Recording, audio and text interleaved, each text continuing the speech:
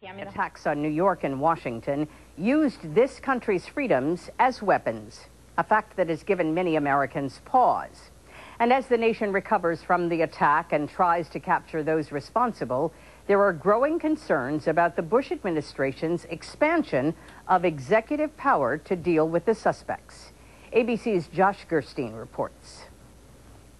President Bush's plan to have military tribunals try alleged terrorists might be used not just overseas, but also in this country, according to a top aide. This is simply an option for the president in extreme circumstances with people who came into this country with the express purpose of killing Americans. One Republican senator said he's concerned about the military taking over for U.S. courts. If you're talking about trying bin Laden in Afghanistan before a military tribunal, that's one thing.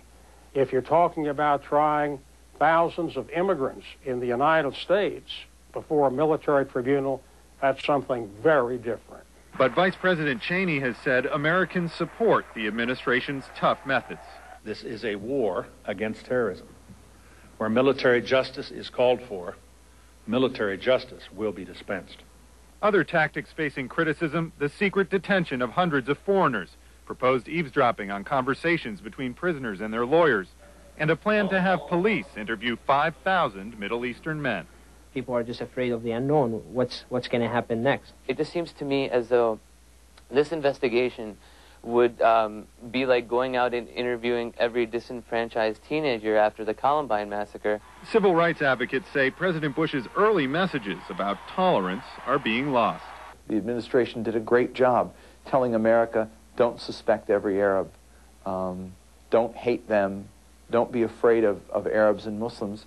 Now, they're the ones who are doing the suspecting. They're the ones who are doing the knocking on doors. Lawmakers from both parties say they were not adequately consulted about the new wartime executive powers President Bush has adopted. They're calling for congressional hearings after Thanksgiving.